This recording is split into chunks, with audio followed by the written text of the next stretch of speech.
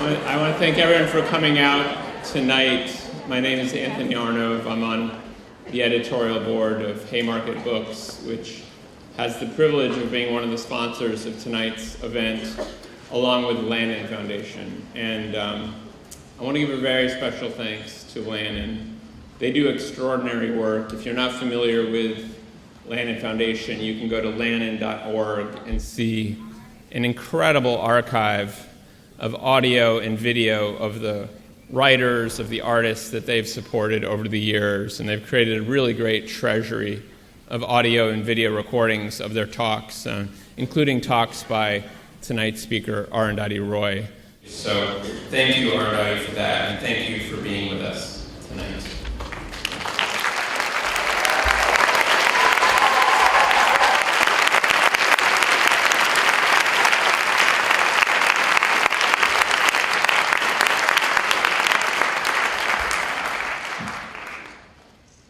Thank you all for coming, and thank you, Anthony, for that very flattering introduction, and thank you to the Lannan Foundation for organizing this.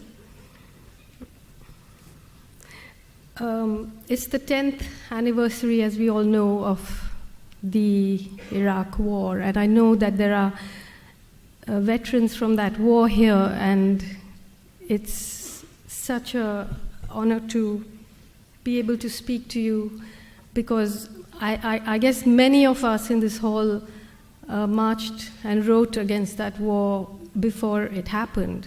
I think February 15th was there were perhaps 15 million people in the world who marched against the war, and yet these representative governments who are supposed to represent us just went ahead and destroyed that country. So before I begin to read, I just thought we should talk about Iraq. What has happened to Iraq? Who has won what, and who has lost? Certainly the people of Iraq have had a country destroyed and are at war against each other. The women of Iraq, who are amongst the most liberated, enlightened women in the world, scientists, poets, writers, all of them have been pushed back into the burqa, pushed back into their homes in some ways because of the danger that faces them.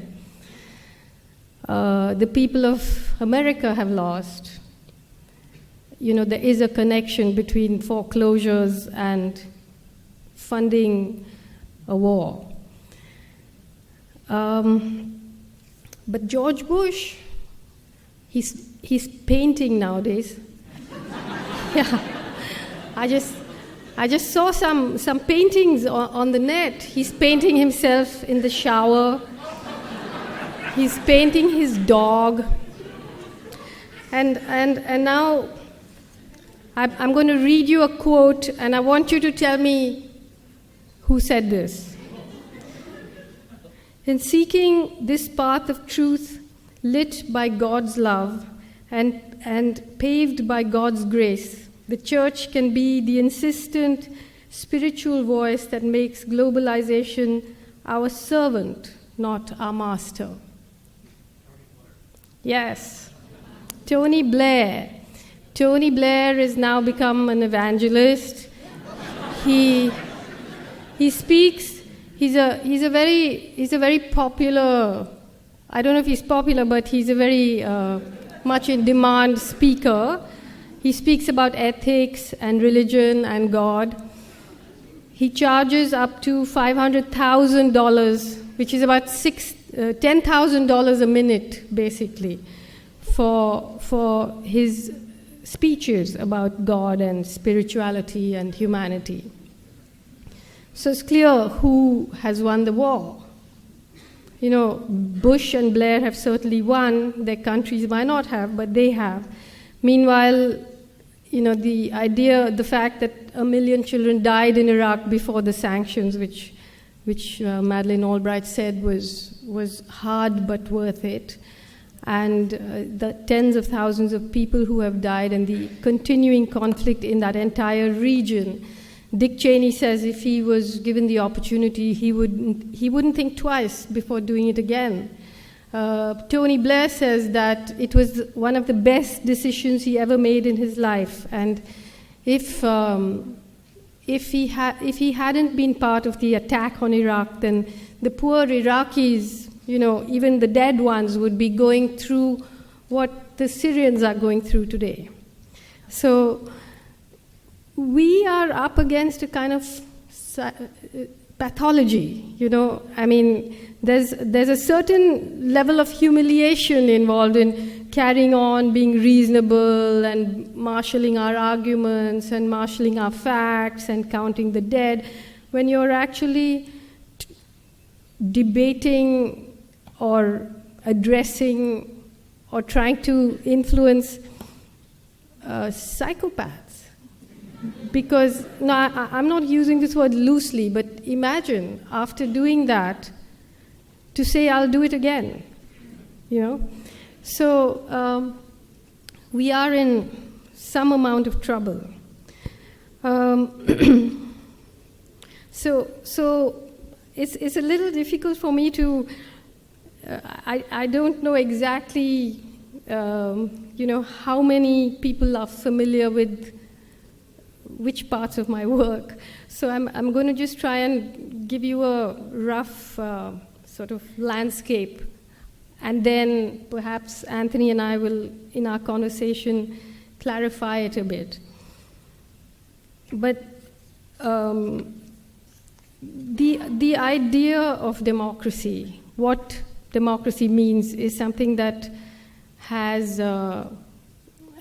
something I've been thinking about for a while. So I'm going to start reading from the introduction of this book called Field Notes on Democracy.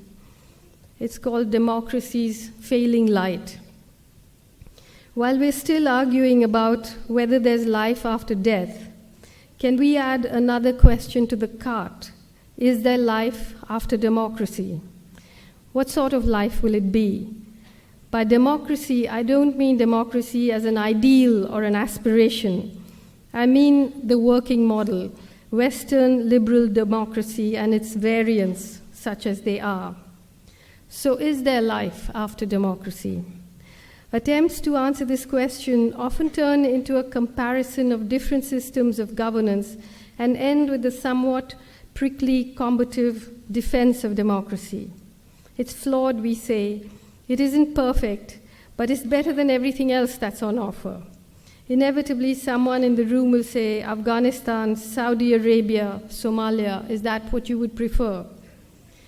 Whether democracy should be the utopia that all developing societies aspire to is a separate question altogether.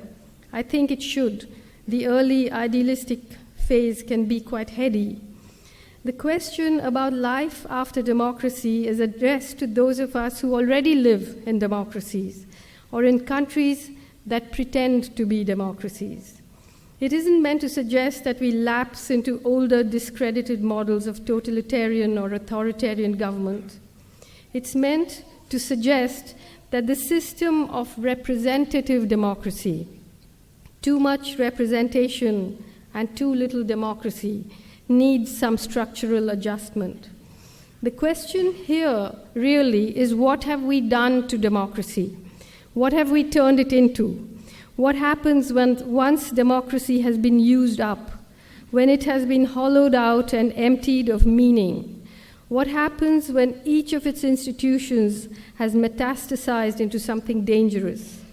What happens now that democracy and the free market have fused into a single predatory organism with a thin, constricted imagination that revolves almost entirely around the idea of maximizing profit?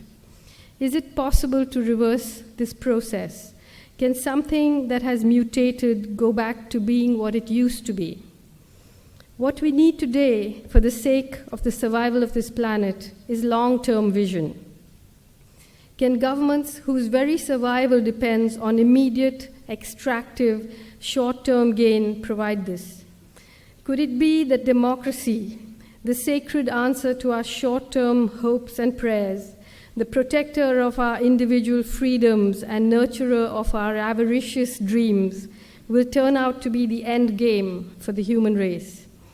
Could it be that democracy is such a hit with modern humans precisely because it mirrors our greatest folly, our nearsightedness, our inability to live entirely in the present like most animals do, combined with our inability to see very far into the future, makes us strange in-between creatures, neither beast nor prophet. Our amazing intelligence seems to have outstripped our instinct for survival. We plunder the earth, hoping that accumulating material surplus will make up for the profound, unfathomable thing that we have lost. As a writer, a fiction writer, I've often wondered whether the attempt to always be precise, to try and get it all factually right, somehow reduces the epic scale of what is really going on. Does it eventually mask a larger truth?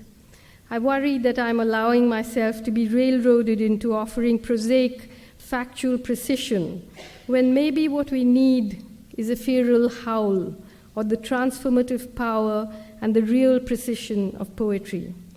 Something about the cunning, Brahmanical, intricate, bureaucratic, file-bound, applied through proper channels nature of governance and subjugation in a country like India seems to have made a clerk out of me. My only excuse is to say that it takes odd tools to uncover the maze of subterfuge and hypocrisy that cloaks the callousness and the cold, calculated violence of the world's favorite new superpower. Repression through proper channels sometimes engenders resistance through proper channels. As resistance goes, this isn't enough, I know, but for now it's all I have. Perhaps someday it will become the underpinning for poetry and for the feral howl. Listening to Grasshoppers, the essay from which this collection draws its subtitle, was a lecture that I gave in Istanbul in January 2008 on the first anniversary of the assassination of the Armenian journalist Hrant Dink. He was shot down on the street outside his office for daring to raise a subject that is forbidden in Turkey, the 1915 genocide of the Armenians, in which more than 1 million people were killed. My lecture was about the history of genocide and genocide denial and the old, almost organic relationship between progress and genocide. So this, I think, is the subject that all of us need to think about quite often. You know, what do we mean by progress and development? And in Turkey, the political party that committed the Armenian genocide was called the Committee for Union and Progress. And union and progress are two things which in today's world we call nationalism and development. And they have always gone together. So you look at the history of progress, the progress of developed countries, whether it's European countries or whether it's the US, and obviously at the foundation of it, there has been genocide. The genocide of native Indians, the genocide of Aboriginals, the genocide of the Herero, and all of this. So in today's world, what are we looking at? I mean, one of the big misconceptions that most people have is somehow that the wars that are being fought, whether it's in Iraq or Afghanistan or Libya, they were wars against dictators, they were wars against fundamentalist Islam. But in fact, there is a huge collusion between capitalism and fundamentalist Islam. The countries against whom the United States has been at war were not, except for Afghanistan, where there was no reason to attack it except that something had to be done after 9/11. But Iraq, Syria, Libya. These are not countries where you have some fundamentalist Islamic power. The fundamentalists were in Saudi Arabia. The Al-Qaeda and the militias are being aided by the United States now in the battles in Syria and in Iraq. So really what we think is going on and what is actually going on are two separate things altogether. And while we spend all our energy thinking of one thing, it's actually something else that's happening. And much of my work, obviously, is at least begins to be situated in India, though many Americans will recognize the similarities in how this discourse happens. So, and how these things are also interconnected. So, in 1989, until 1989, India was a country which considered itself non-aligned. It was actually tilting towards the Soviet Union. And in 1989, when free market capitalism won its war against Soviet communism in the mountains of Afghanistan, the whole world sort of shifted around, and India shifted too. And it now calls itself a natural ally of the US and Israel. And just at that time, what happened in India was that the government opened up its markets and became a free market economy. And at that same time, it opened the lock of a disputed old 14th century mosque called the Babri Masjid, where the Hindus claimed the Lord Ram was born. And so in a way, in that time, it opened two locks. It opened the lock of the markets, and it opened the lock of the Babri Masjid. And both these sort of ushered in two kinds of totalitarianism. So you had a kind of economic totalitarianism where, protection of labor was dismantled, massive privatization, massive displacement of the poor for these big private projects. And you had an increasing communalization between the Hindus and Muslims, which had a old history, but it was just jacked up to very high. And now we have a situation where the Indian government, whether it's the right wing or whether it's in American terms, whether it's the Republicans or the Democrats, in India, whether it's the Congress or whether it's the BJP, these two totalitarianisms have unleashed two kinds of what they call terrorism. So there's Islamist terrorism and what they call the Maoist terror, which includes all people who are fighting major displacement from mining companies, from infrastructure, from dams, and so on. And by calling these people terrorists, the government is now militarizing in a huge way. So while it calls itself a democracy, you have a country like India which is planning to now deploy its army against the poorest people in central India who are fighting big mining conglomerates who are moving into the forests and trying to take over.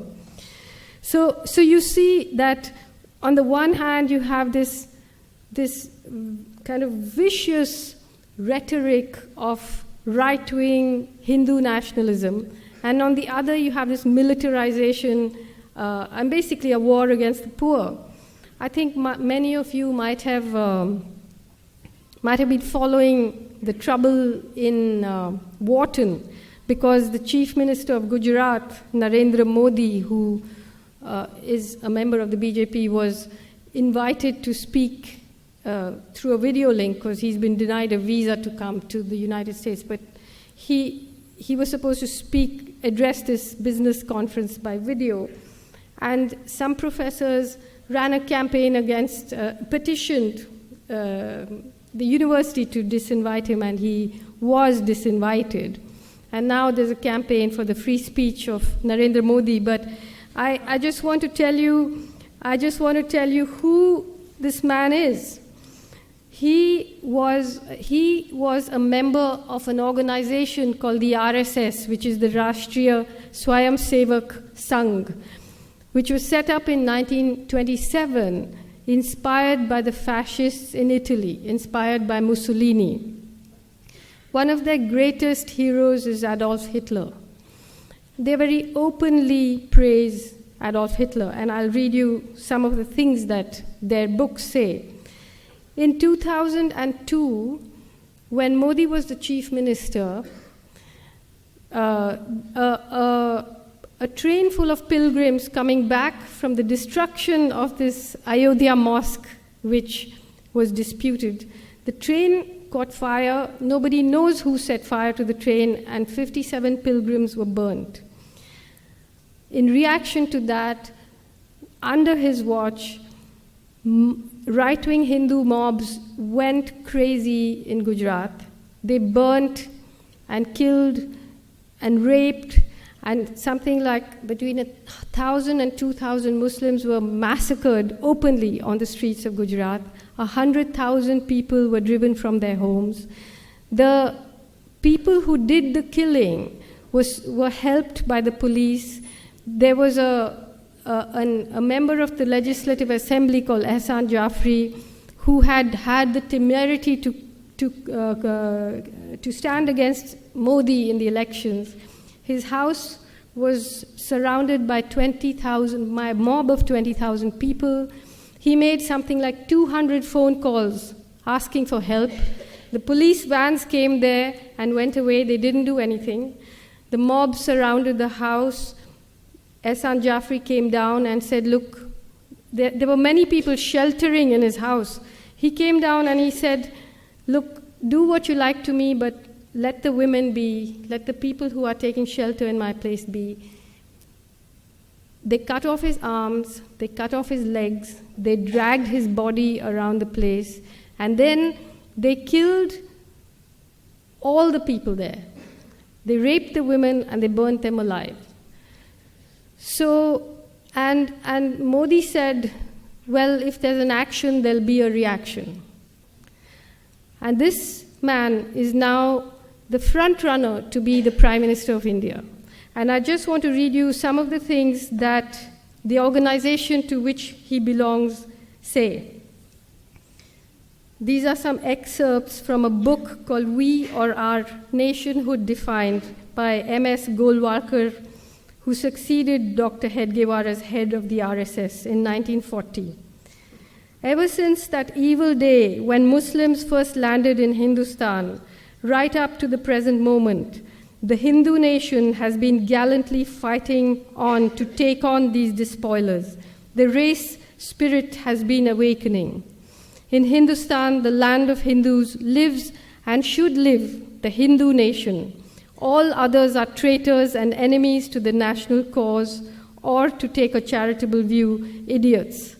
The foreign races in Hindustan may stay in the country, wholly subordinate to the Hindu nation, claiming nothing, deserving no privileges, far less any preferential treatment, not even citizens' rights.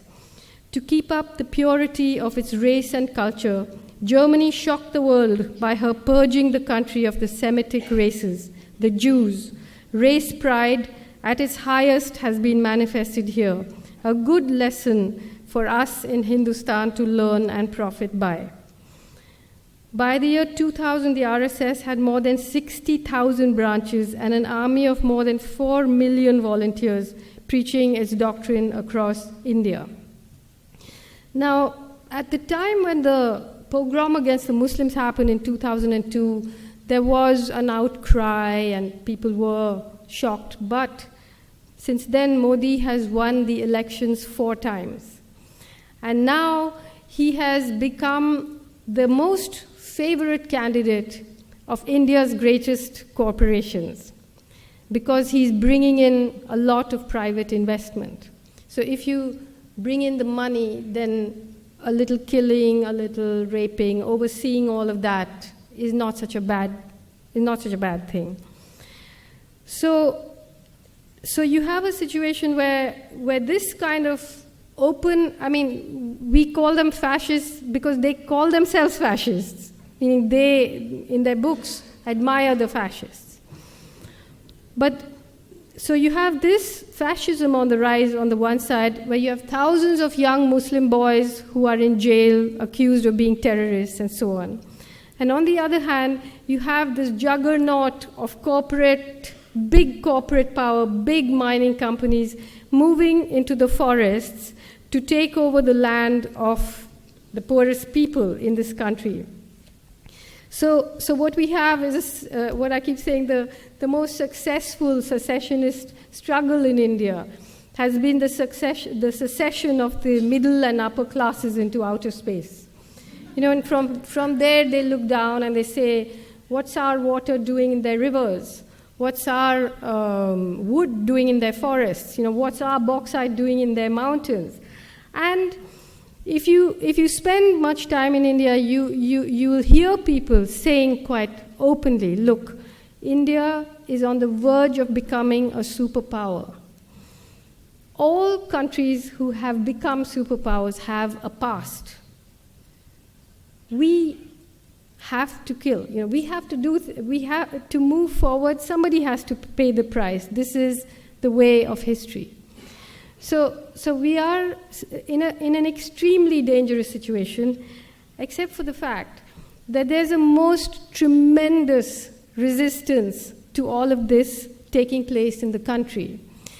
The government calls them all Maoists because that way they can militarize further and jail people. But the fact is there's a bandwidth of resistance movements. The most militant are the people, the tribal people, the indigenous people in the forests fighting against the mining companies. Because if you look at a map of India, you'll see that the forests, the minerals, the indigenous people, and the Maoists are all stacked up, you know, one on top of the other. But outside of the forests, there are bauxite companies and dams and mines and roads, and we're talking, I mean, just big dams alone has displaced 33 million people since 1947. So you can imagine the scale of what we're talking about. But I have been writing about the resistance for many years now, and last year before last, I actually went into the forest to meet and spend time with the armed struggle that's going on, because the Indian government is now planning to deploy its army against the poorest people in the world, because they have signed these memorandums of understanding, and they've been waiting because the resistance has not allowed the corporations to move in and take the land. So I'm just going to read from an account of what happened when I went into the forest. It's called Walking with the Comrades. The terse, typewritten note slipped under my door in a sealed envelope confirmed my appointment with India's single biggest internal security challenge. I'd been waiting for months to hear from them. I had to be at the Ma Danteshwari Mandir temple in Dantewada, Chhattisgarh, at any of 4 given times on 2 given days. That was to take care of bad weather, punctures, blockades, transport strikes, and sheer bad luck. The note said, writer should have a camera, a tika, that's a bindi, and a coconut. Meter will have a cap, Hindi Outlook magazine, and bananas. The password will be Namaskar Guruji. Namaskar Guruji. I wondered whether the meter and the greeter would be expecting a man, and whether I should get myself a moustache. There are many ways to describe Dantewada. It's an oxymoron. It's a border town smack in the heart of India. It's the epicenter of a war. It's an upside-down, inside-out town. In Dantewada, the police wear plain clothes, and the rebels wear uniforms. The jail superintendent is in jail. The prisoners are free. 300 of them escaped from the old town jail 2 years ago. Women who've been raped are in police custody. The rapists give speeches in the bazaar. Across the Indravati River, in the area controlled by the Maoists, is the place the police call Pakistan. There, the villages are empty, but the forest is full of people. Children who ought to be in school run wild. In the lovely forest villages, the concrete school buildings have either been blown up and lie in a heap, or they're full of policemen. The deadly war that's unfolding in the jungle is a war that the government of India is both proud and shy of. Operation Green Hunt has been proclaimed as well as denied. P. Chidambaram, India's Home Minister and CEO of the war, says it does not exist, that it's a media creation. And yet, substantial funds have been allocated to it, and tens of thousands of troops are being mobilized for it. Though the theater of war is in the jungles of central India, it will have serious consequences for us all. And to me, this war is the real clash of civilizations, because it is a war for an understanding of what happiness means, what progress means, what civilization means. If ghosts are the lingering spirits of someone or something that has ceased to exist, then perhaps the National Mineral Development Corporation's new four-lane highway crashing through the forest is the opposite of a ghost. Perhaps it's the harbinger of what is still to come. The antagonists in the forest are disparate and unequal in almost every way. On one side is a massive paramilitary force armed with the money, the firepower, the media, and the hubris of an emerging superpower. On the other, ordinary villagers armed with traditional weapons, backed by a superbly organized, hugely motivated Maoist guerrilla fighting force with an extraordinary and violent history of armed rebellion. The Maoists and the paramilitary are old adversaries and have fought older avatars of each other several times before. In Telangana in the 50s, West Bengal, Bihar, Andhra Pradesh in the 60s and 70s, and then again in Andhra Pradesh, Bihar, and Maharashtra from the 80s all the way through to the present. They are familiar with each other's tactics and have studied each other's combat manuals closely. Each time it seemed as though the Maoists or their previous avatars had been not just defeated, but literally, physically exterminated. Each time they've re-emerged more organized, more determined, and more influential than ever. Today, the insurrection has spread through the mineral-rich forests of Chhattisgarh, Jharkhand, Orissa, West Bengal, homeland to millions of India's tribal people, dreamland to the corporate world. When a country that calls itself a democracy suddenly declares war within its borders, what does that war look like? Does the resistance stand a chance? Should it? Who are the Maoists? Are they just violent nihilists foisting an outdated ideology on tribal people, goading them into a helpless insurrection? What lessons have they learned from their past experience? Is armed struggle intrinsically undemocratic? Is the sandwich theory of ordinary tribals being caught in the crossfire between state and Maoist an accurate one? Are Maoists and tribal people two entirely discrete categories as is being made out? Do their interests converge? Have they learnt anything from each other? Have they changed each other? The day before I left, my mother called, sounding sleepy. I've been thinking, she said, with a mother's weird instinct, what this country needs is revolution. The drive from Raipur to Dantewada takes about 10 hours through areas known to be Maoist infested. These are not careless words. Infestation implies disease, pests. Diseases must be cured. Pests must be exterminated. Maoists must be wiped out. In these creeping, innocuous ways, the language of genocide has entered our vocabulary. I arrived at the Ma Danteshwari Mandir well in time for my appointment. First day, first show. I had my camera, my small coconut, and a powdery red tika on my forehead. I wondered if someone was watching me and having a laugh. Within minutes, a young boy approached me. He had a cap and a backpack, school bag, chipped red nail polish on his fingernails, no Hindi outlook, no bananas. Are you the one who's going in? He asked me. No, namaskar, Guruji. I didn't know what to say. He took out a soggy note from his pocket and handed it to me. It said, Outlook nahi mila. I couldn't find Outlook. And the bananas? Oh, I ate them, he said. I got hungry. He really was a security threat. His backpack said, Charlie Brown, not your ordinary blockhead. He said his name was Mangtu. I soon learned that the Dandakaranya, the forest I was about to enter, was full of people who had many names and fluid identities. It was like balm to me, that idea.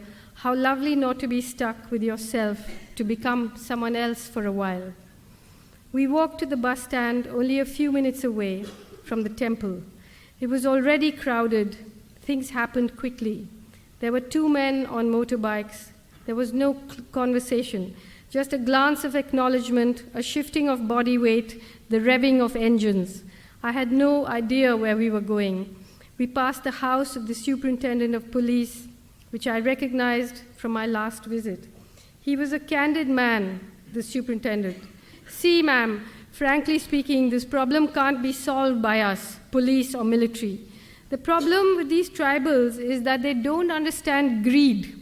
Unless they become greedy, there's no hope for us. I've told my boss, remove the force and put a TV in every home. Everything will be automatically sorted out. In no time at all, we were riding out of town, no tail. It was a long ride, 3 hours by my watch. It ended abruptly in the middle of nowhere, on an empty road with forest on either side. Mangtu got off, I did too. The bikes left, and I picked up my backpack and followed the small internal security challenge. The Prime Minister says that these people are the greatest internal security challenge to India, into the forest. It was a beautiful day. The forest floor was a carpet of gold. In a while, we emerged on the white, sandy banks of a broad, flat river. It was obviously monsoon-fed and was now more or less a sand flat. At the center of the stream, a stream ankle-deep, easy to wade across. And across was what the police called Pakistan. Out there, ma'am, the candid SP, superintendent of police said to me, my boys shoot to kill. I remembered this as we began to cross. I saw us in the policeman's rifle sights, tiny figures in a landscape, easy to pick off. But Mangtu seemed quite unconcerned, and I took my cue from him. So this is a long essay, so I'm just skipping bits just to give you an idea of what it was like in the forest, where something like 200,000 paramilitary have been deployed. You know, they are called names like Koya Commandos, Chhattisgarh Armed Force, Central Reserve Police Force, Border Security Force, Indo-Tibetan Border Police, Central Industrial Security Force, Greyhounds, Scorpions, Cobras, and a policy that's affectionately called WHAM, which means winning hearts and minds. Significant wars are often fought in unlikely places. Free market capitalism defeated Soviet communism in the bleak mountains of Afghanistan. But here in the forests of Dantewada, a battle rages for the soul not just of India, but of the world. Plenty has been said about the deepening crisis in Indian democracy and the collusion between big corporations and the media and major political parties. But if anyone wants to do a quick spot check, Dantewada is the place to go. So you have organizations like Tata Steel, which is one of the biggest corporations in India, which is trying to build an integrated steel plant there. So they are supposed to have a public hearing with the villagers, in order to have the plant. But instead, they'll have it 500 kilometers away. They'll take some 6 or 10 captive people, and the meeting will be held in the collector's bungalow 500 kilometers away, and then they'd be said, yes, everybody is agreed, and here we go. And when you talk about free speech, Tata Steel funds the Jaipur Literary Festival, the famous Jaipur Literary Festival where everyone was fighting for Salman Rushdie's right to free speech.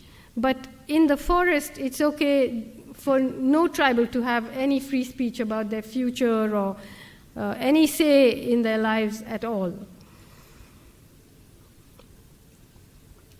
So there's this battle between the Tatars and these villagers and the Maoists going on. Lohandigura, which is a 5-hour drive from Dantewada, never used to be a Naxalite area, but now it is. Comrade Jury, who sat next to me while we ate this red ant chutney, works in the area. She said they decided to move in after graffiti had begun to appear on the walls of village homes saying, Naxali aao, hame bachao, meaning Naxalites who are known as Maoists are known as Naxalites too. Naxali aao, please come and please save us. A few months ago, Vimal Meshram, the vice president of the panchayat, was shot dead in the market. He was a Tata man, Jury says. He was forcing people to give up their land and accept compensation. It's good that he's been finished. Do you want some more chapoli, which is ant chutney? We won't let the Tatars come here. People don't want them. I feel I ought to say something at this point about the futility of violence, about the unacceptability of summary executions. But what should I suggest they do? Go to court? Do a sit-in in New Delhi? A rally? A hunger strike? It sounds ridiculous. The promoters of the new economic policy, who find it easy to say there is no alternative, should be asked to suggest an alternative resistance policy, a specific one, to these specific people in this specific forest, here, now. Which party should they vote for? Which democratic institution in this country should they approach? See now, these forest villages, the Indian media, the Indian middle class is constantly going on about Gandhian nonviolence and Gandhian resistance. But the point is, how do people who are starving or go on a hunger strike? How do people who have no money boycott goods? How do people whose home takes 4 days walk through the forest, if they go on any kind of non-cooperation drive, there's nobody watching. For nonviolent resistance, you need an audience. You need middle-class sympathy. You need some kind of feedback. You need a middle class, basically. So the debates about armed resistance versus nonviolence, that one is moral and one is immoral, is really absurd, because it's, I think, immoral for people sitting in Delhi to tell a person whose village is being surrounded by 1,000 security guards and burnt, and the women are being raped, to be nonviolent. It's an immoral suggestion unless you're prepared to go there and act in their defense. It's dark. There's a lot of activity in the camp, but I can't see anything. Just points of light moving around. It's hard to tell whether they are stars or fireflies or Maoists on the move. Little Mangtu appears from nowhere. I found out that he's one of a group of 10 kids who are part of the first batch of young communist mobile school, who are being taught to read and write and tutored in basic communist principles. Indoctrination of young minds, our corporate media howls. The TV advertisements that brainwash children before they can even think are not seen as a form of indoctrination. But the young communists are not allowed to carry guns or wear uniforms, but they trail the PLGA squads with stars in their eyes like groupies in a rock band. We're moving in single file now, myself and 100 senselessly violent, bloodthirsty insurgents. I look around at the camp before we left. There are no signs that almost 100 people had camped here, except for some ash where the fires had been. I cannot believe this army, as far as consumption goes, is more Gandhian than any Gandhian and has a lighter carbon footprint than any climate change evangelist.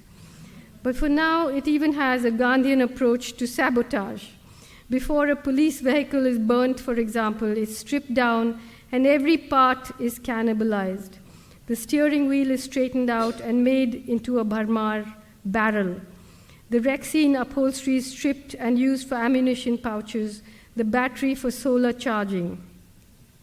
Should I write a play, I wonder, Gandhi, get your gun, or will I be lynched? We're walking in pitch darkness and dead silence. I'm the only one using a torch pointed down so I can see in its circle of light, all I can see in its circle of light, our comrade Kamla. She was my bodyguard. Comrade Kamla's bare heels in her scuffed black slippers, showing me exactly where to put my feet. She's carrying 10 times more weight than I am. Her backpack, a rifle, a huge bag of provisions on her head, one of the large cooking pots, and 2 shoulder bags full of vegetables.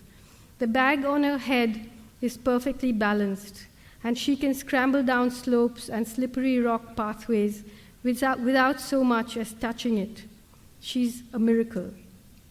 So this was one of the things that when I went into the forest, I felt sure that whenever a struggle begins to pick up arms, the women are going to be the greatest sufferers, But when I went in, I was disabused of that because 50%, almost 50% of this guerrilla army are actually women soldiers.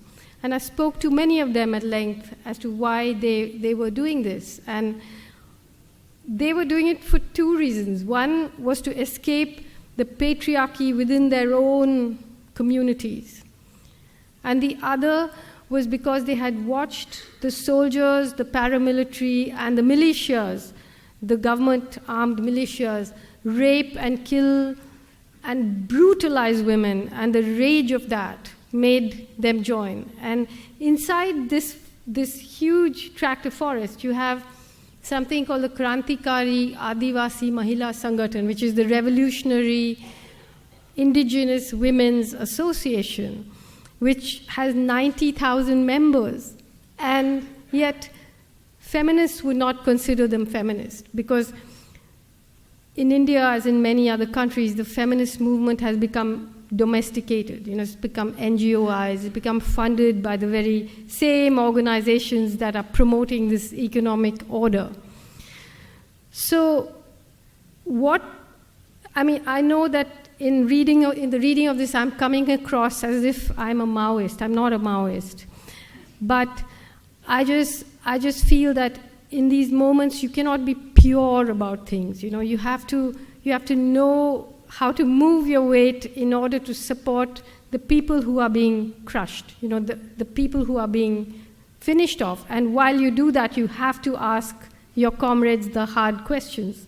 So I'll end this part by just reading a short paragraph where I'm really talking about the whole question that troubles all of us, obviously, about what is the way in which we can get out of this straitjacket.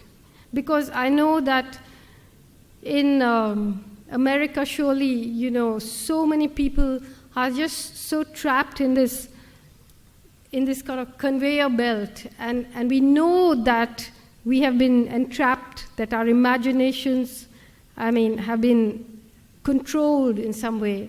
And yet, how do you get off? What do you do? How do you fight it? Historically, communist societies in the Soviet Union and in China have been as destructive, if not more destructive, of people, of environments, as capitalist societies have been. So what we are talking about is looking for a new imagination. Can we expect that an alternative to what looks like certain death for this planet and its people will come from the imagination that has brought about this crisis in the first place? Judging from what's happening in Russia and China and even Vietnam, eventually communist and capitalist societies seem to have one thing in common: the DNA of their dreams.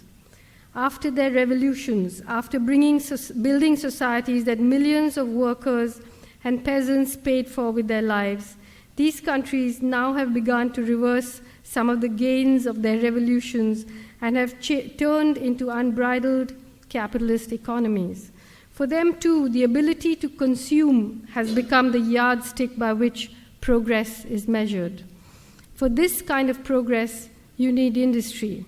To feed the industry, you need a steady supply of raw material.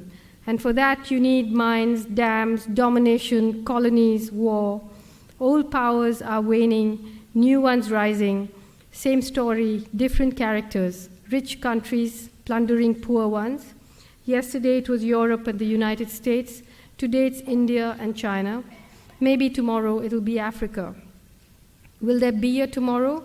Perhaps it's too late to ask, but then hope has little to do with reason. The alternative, if there is one, will emerge from the places and the people who have resisted the hegemonic impulse of capitalism and imperialism instead of being co-opted by it. Here in India, even in the midst of all the violence and greed, there is still hope. If anyone can do it, we can. We still have a population that has not been completely colonized by that consumerist dream. We have a living tradition of those who have struggled for Gandhi's vision of sustainability and self-reliance. See, while I'm not a fan of Mahatma Gandhi's, there are some things he did and said which were brilliant. And one of the main things was that he was one of the first people to talk about consuming, how much you should consume, and sustainability in a political way, which is a huge contribution.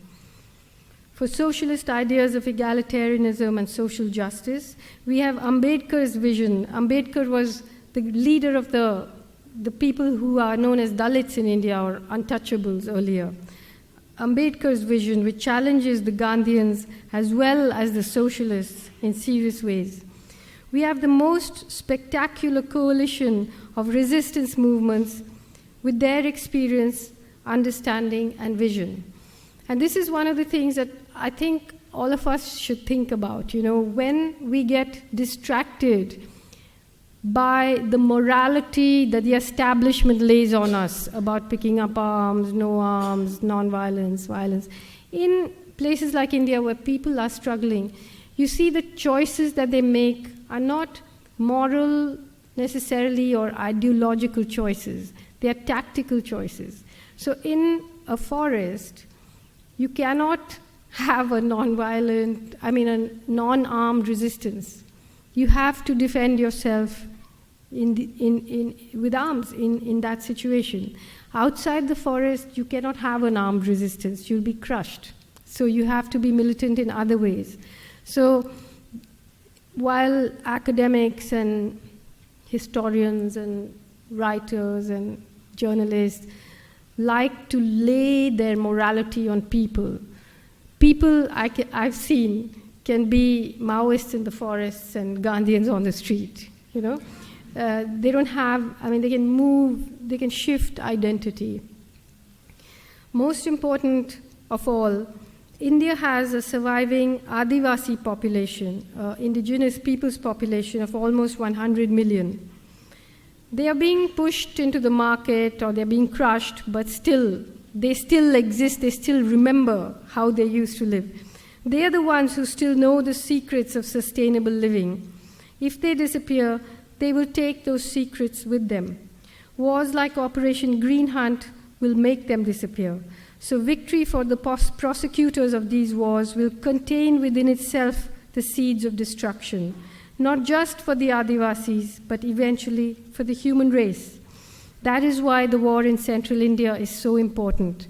That's why we need a real and urgent conversation between all those political formations that are resisting this war. The day capitalism is forced to tolerate non-capitalist societies in its midst and to acknowledge limits in its quest for domination. The day it is forced to recognize that its supply of raw material will not be endless is the day when change will come. If there is any hope for the world at all, it does not live in climate change conference rooms or in cities with tall buildings. It lives low on the ground with its arms around people who go to battle every day to protect their forests, their mountains, and their rivers, because they know that the forests, the mountains, and the rivers protect them. The first step towards reimagining a world gone terribly wrong would be to stop the annihilation of those who have a different imagination, an imagination that is outside of capitalism as well as communism, an imagination which has an altogether different understanding of what constitutes happiness and fulfillment. To gain this philosophical space, it is necessary to concede some physical space for the survival of those who may look like the keepers of our past, but who may really be the guides to our future. To do this, we have to ask our rulers, can you leave the water in the rivers, the trees in the forest? Can you leave the bauxite in the mountain? If they say they cannot, then perhaps they should stop preaching morality to the victims of their wars. So I think Anthony and I will talk a little now. I think it's a little potted history, I know, but I didn't know how else to communicate a very vast and complex canvas of what's going on in the world. Thank you.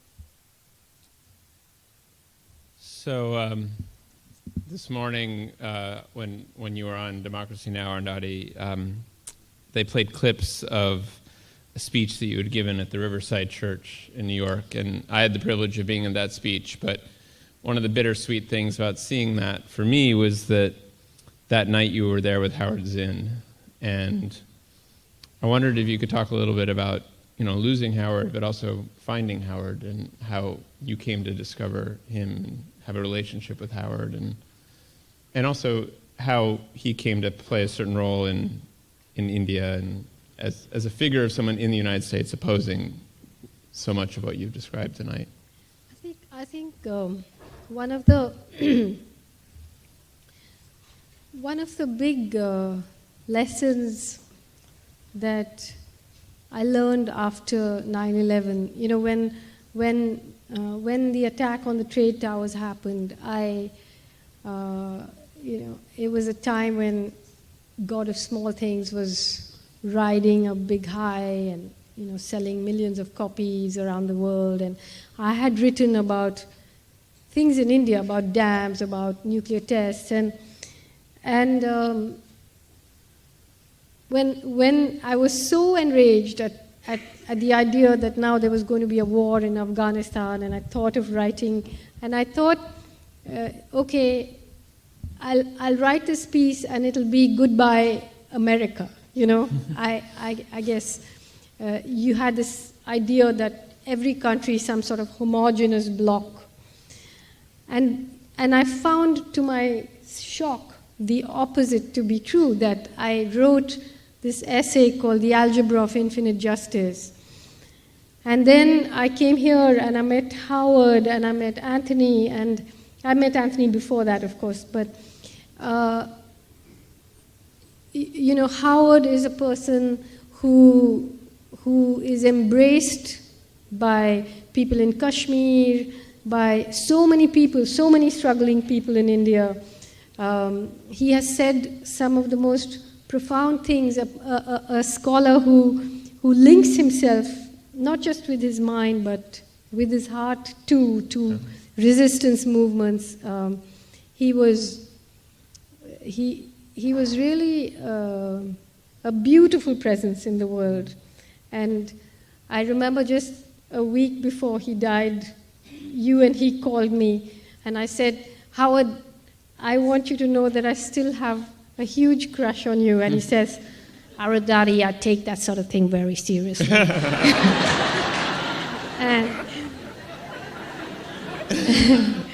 and he died the death of an artist. He died swimming. And I think that was beautiful. Yeah. And you mentioned that Howard was known in Kashmir, and this book has just come out, Until My Freedom Has Come, that you contributed to. I wonder if you could talk a bit about how you came to be involved in this struggle, in this issue, and to take a stance that ultimately led to you being, people calling that you should be charged with sedition for speaking out in India on the occupation. Well, it's a shame that, nowadays when I think about what's happening in Kashmir, I keep thinking, my goodness, in 1990, this was happening, what was I doing?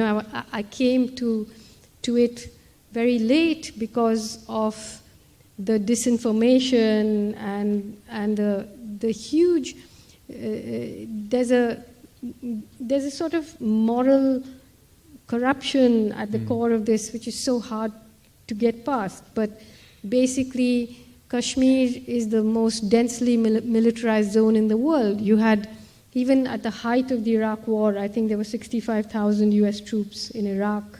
165,000.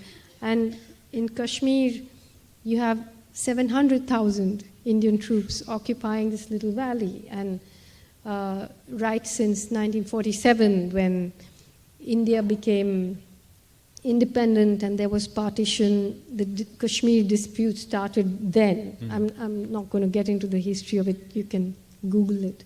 But the fact is that since 1990, something like 68,000 people have died in the conflict.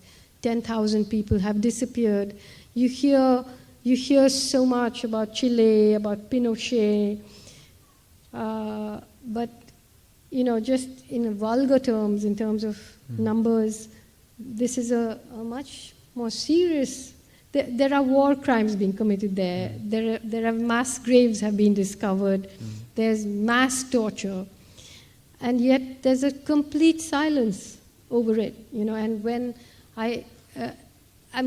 when I went to Kashmir for the first time, I just said, look, this is a military occupation. And just saying that was shocking to people in India and to people in Kashmir. How can an Indian be saying this? Because nobody says it. Very few people say it. And today, Kashmir is at the epicenter of in 2014, when the US troops withdraw from Afghanistan, the drone attacks continue in Pakistan. Pakistan is just being torn apart.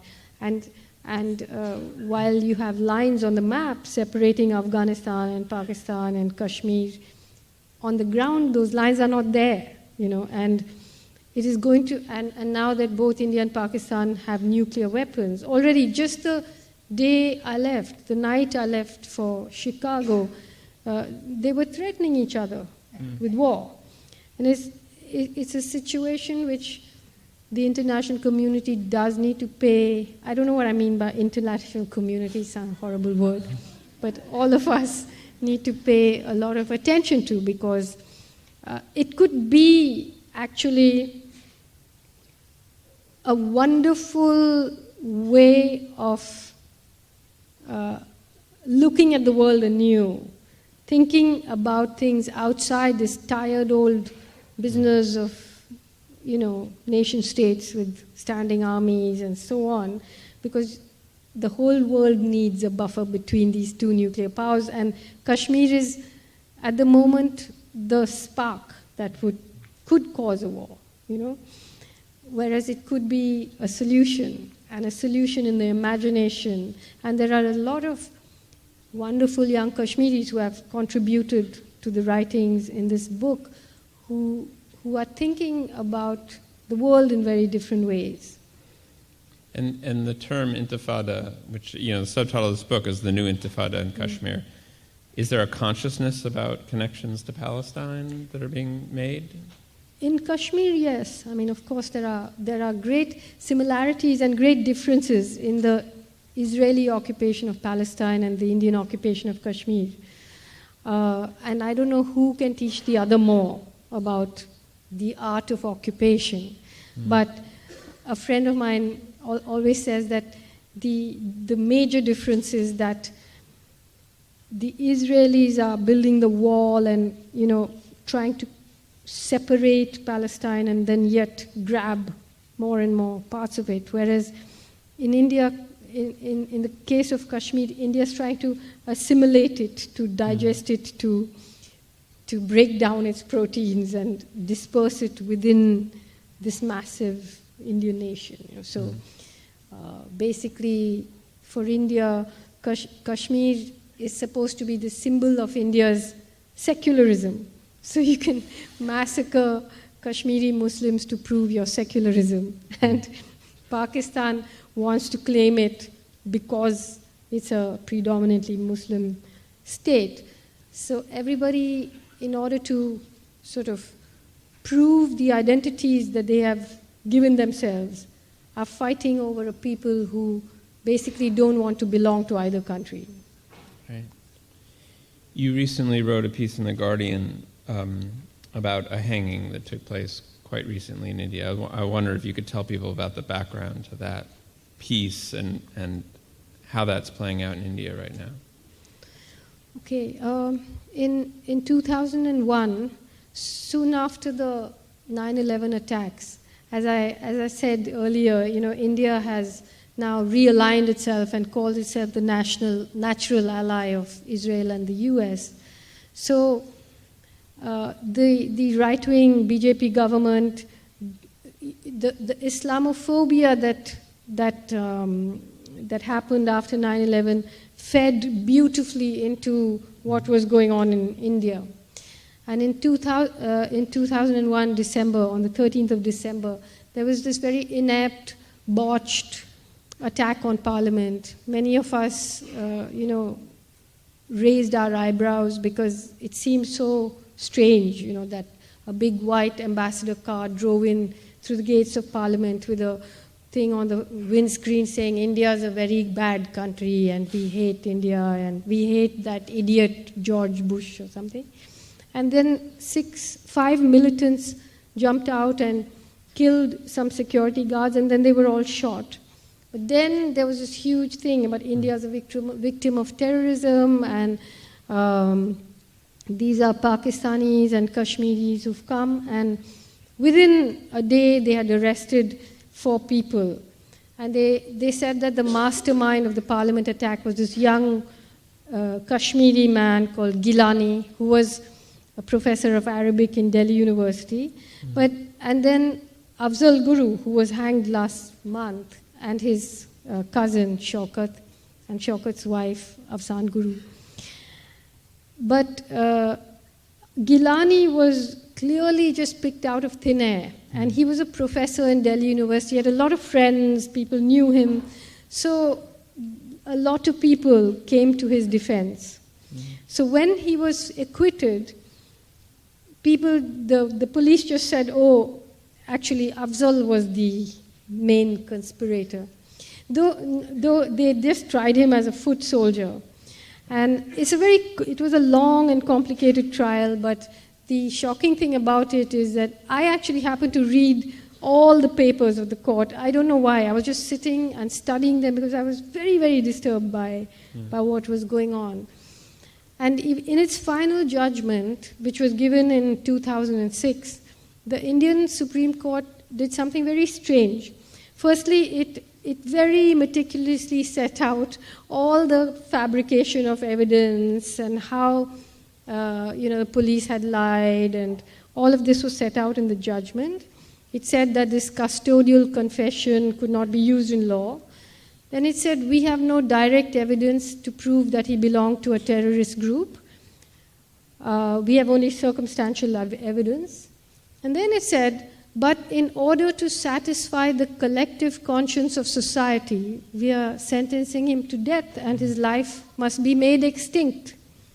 And then they kept him in solitary confinement for 12 years. And then, just when the Supreme Court was hearing another case, in which Afzal's case was also mentioned, about the propriety of actually hanging people who had been already for 12 years in jail, the Supreme Court had reserved its judgment, but the government just went out and hanged him last month. It was a terribly shocking event, which is going to have huge repercussions, because deliberately, knowing that in 2014 the situation in Afghanistan will change, there are elections in Pakistan, there are elections in India, why did the government decide to just kick this old football of Kashmir once again? One doesn't know, but clearly it was a thought-out provocation.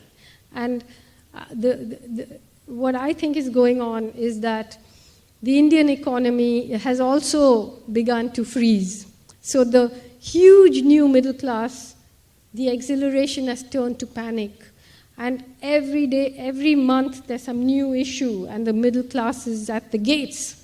And politicians don't know how to handle this new, aggressive, anti-political sort of rage.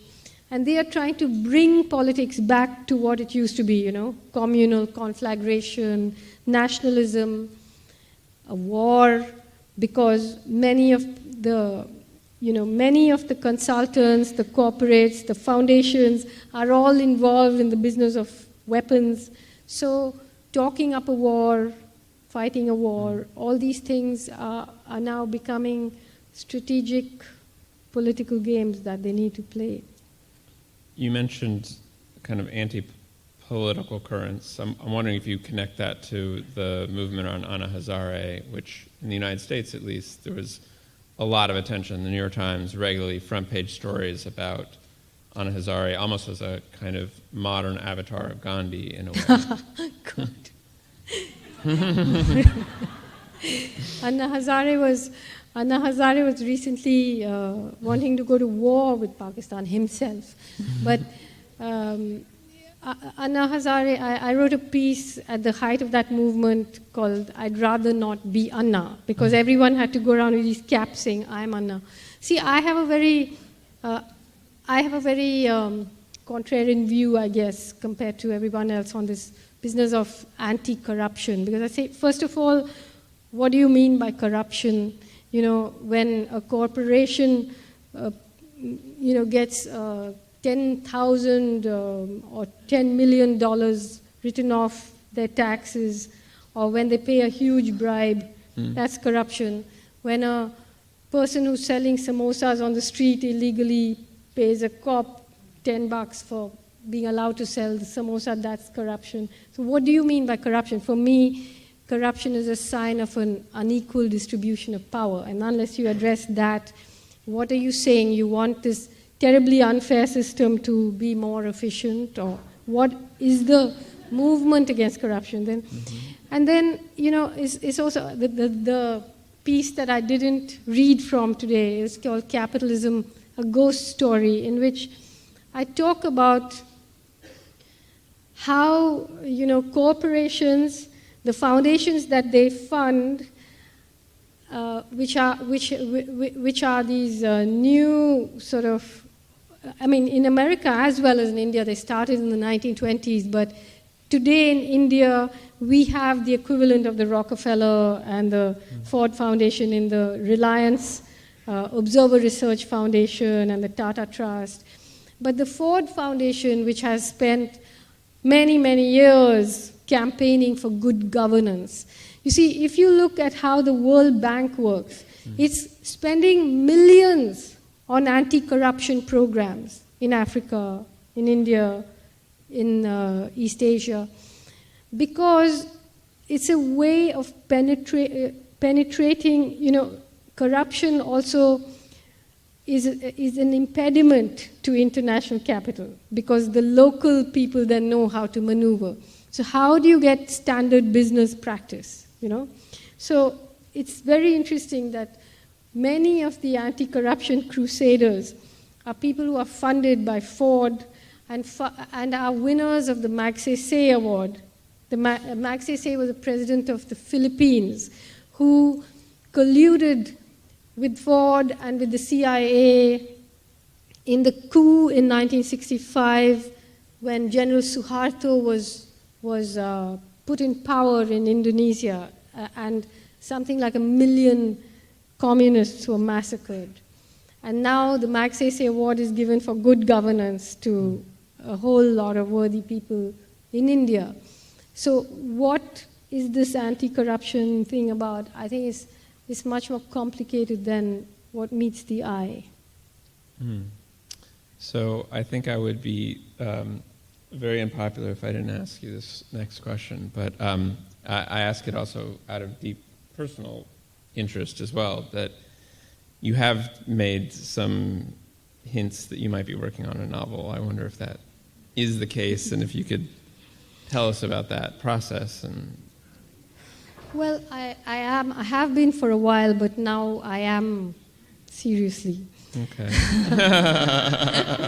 But it's basically been interesting that when I finished writing The God of Small Things, it was just at the time when the entire sort of complexion of the debate had changed in India. The BJP had come to power. There was the nuclear tests. There was this sort of smell of sulfur, as Hugo Chavez put it, in the air. And so when I started writing these political essays, which have now become books, oddly enough, each of them was just, wrenched out of me because I just couldn't keep quiet anymore, and I realized that keeping quiet was as political as speaking out. But now I feel as though, my own, I never wrote any of this to preach to people, Almost for me, writing is a way of understanding myself and, understanding things myself. And now I feel that whatever I'm thinking isn't straightforward anymore. So it's time for a different kind of subversion, because the immediate, urgent interventions that I did, when you read them as a book, I guess the one thing you miss is the atmosphere and the time at which these interventions came. But now I think a lot of people are writing and, intervening in these ways, and I feel like I need to do something differently, and I'm very very curious myself to know how it'll turn out. So we might see you in Chicago before too long. I hope so. Okay. And maybe would you read from The God of Small Things for us? Would you? Okay, just to end, since I'm moving to fiction, I better go back to it. All right. Though you couldn't see the river from the house anymore, like a seashell always has a sea sense, the Imanum house still had a river sense, a rushing, rolling, fish swimming sense. From the dining room window where she stood, with the wind in her hair, Rahel could see the rain drum down on the rusted tin roof of what used to be their grandmother's pickle factory, Paradise Pickles and Preserves. It lay between the house and the river. They used to make pickles, squashes, jams, curry powders, and canned pineapple, and banana jam, illegally after the Food Products Organization banned it, because according to their specifications, it was neither jam nor jelly. Too thin for jelly and too thick for jam, an ambiguous, unclassifiable consistency, they said, as per their books. Looking back now to Rahel, it seemed as though this difficulty that their family had with classification ran much deeper than the jam-jelly question. Perhaps Ammu, Esther, and she were the worst transgressors. But it wasn't just them, it was the others too. They all broke the rules, they all crossed into forbidden territory. They all tampered with the laws that lay down who should be loved and how much. The laws that make grandmothers, grandmothers, uncles, uncles, mothers, mothers, cousins, cousins, jam, jam, and jelly, jelly. It was a time when uncles became fathers, mothers, lovers, and cousins died and had funerals. It was a time when the unthinkable became thinkable, and the impossible really happened. Even before Sophie Moll's funeral, the police found Velita. His arms had goosebumps where the handcuffs touched his skin. Cold handcuffs with a sour metal smell like steel bus rails and the smell of the bus conductor's hands from holding them. After it was all over, baby Kochama said, "As he sows, so shall he reap," as though she had had nothing to do with the sowing and the reaping. She returned on her small feet to her cross-stitch embroidery. Her little toes never touched the floor. It was her idea that Esther be returned. Margaret Kochama's grief and bitterness at her daughter's death coiled inside her like an angry spring.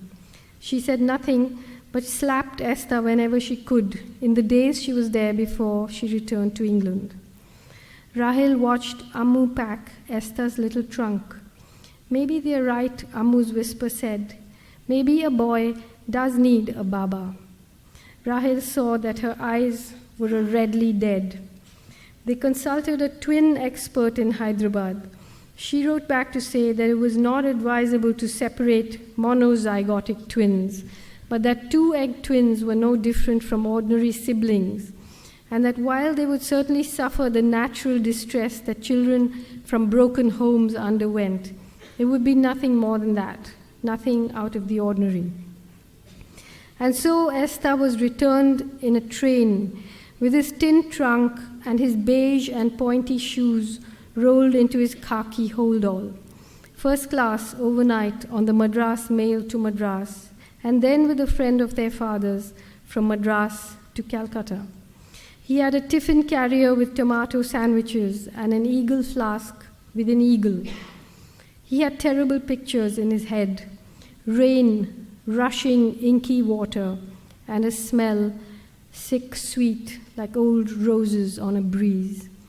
But worst of all, he carried inside him the memory of a young man with an old man's mouth, the memory of a swollen face and a smashed upside-down smile. Oops, we're not allowed to talk about torture, right, in this country?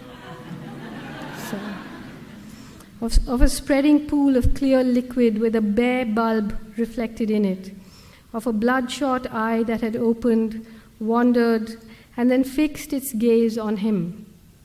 Esther. And what had Esther done? He had looked into that beloved face and said yes. Yes, it was him. The word that Esther's octopus couldn't get at. Yes. It was lodged there deep inside some fold or furrow, like a mango hair between molars that couldn't be worried loose.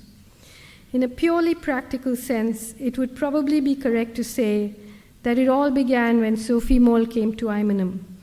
Perhaps it's true that things can change in a day, that a few dozen hours can affect the outcome of whole lifetimes, and that when they do, those few dozen hours, like the salvaged remains of a burned house, the charred clock, the singed photograph, the scorched furniture, must be resurrected from the ruins and examined, preserved, accounted for.